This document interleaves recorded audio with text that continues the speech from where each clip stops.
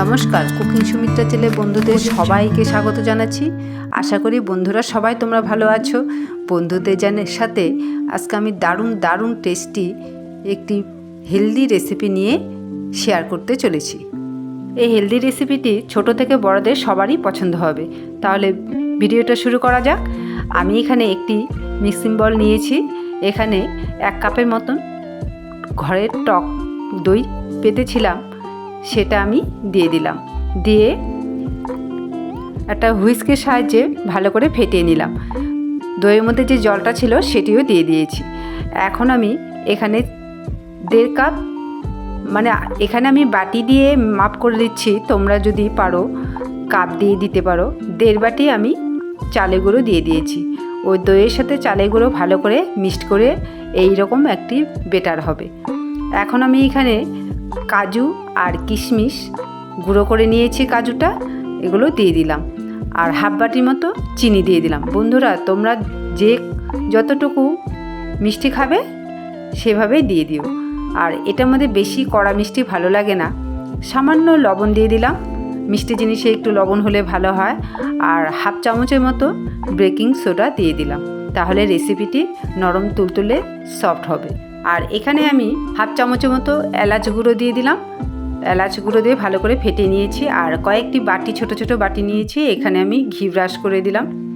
বন্ধুরা এই রেসিপিটি অবশ্যই শুরু থেকে শেষ পর্যন্ত দেখার জন্য অনুরোধ রইল। দেখে একদিন বাড়িতে তৈরি করে খাবে, ছোট থেকে বড়রা সবারই পছন্দ হবে। মনের মতো একটি হেলদি রেসিপি কখনো হেলদি হলে তো হবে না, একটু টেস্টেরও ব্যাপার আছে। তাই আমি এখানে কাজু আর কিশমিশ দিয়ে রেখেছি। দিয়ে ভালো করে এটিকে এখন ফেটিয়ে আমি ঘি ব্রাশ করে দিয়ে সবগুলি বাটিতে দিয়ে দেব।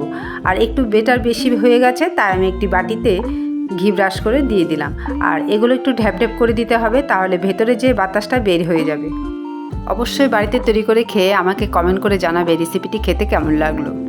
প্রচণ্ড গরমে এই হেলদি টক দইয়ের আর চালের গুঁড়ো দিয়ে রেসিপিটি খেতে কিন্তু খুব ভালো লাগে, পেটও ভরে মনও ভরে। এখন আমি ওপরে একটি করে কিশমিশ আর কাজু দিয়ে দিলাম। তোমরা চাইলে এখানে নারকেল কুঁড়োও দিতে পারো। বন্ধুরা প্লিজ প্লিজ প্লিজ আমার চ্যানেলটিকে অবশ্যই লাইক, কমেন্ট, সাবস্ক্রাইব করে আমার পাশে থেকো। আমি আগে থেকে কড়াইতে জল গরম করতে বসিয়েছিলাম। এখন ওই ছিদ্রযুক্ত দিয়ে দিলাম রেসিপিটি। প্রায় 10 মিনিটের মতন ভাপা দিয়েছি। এখন দেখেছো হাতে একটুকু লেগে যায় না। আমি এগুলো ঠান্ডা করে এভাবে একটু হাতে চাপা দিয়ে আমি সবগুলি খুলে নিয়েছি। দেখতে কতটা জালিদার হয়েছে, খেতে খুবই টেস্টি হয়। একদিন অবশ্যই বাড়িতে তৈরি করে খেয়েও আমাকে কমেন্ট করে জানাবে। সবগুলি আমার তৈরি হয়ে গেছে, আমি প্লেটে সার্ভ করার জন্য নিয়ে এসেছি। বন্ধুরা বন্ধুর পাশে থেকে অবশ্যই আমাকে সাপোর্ট করো।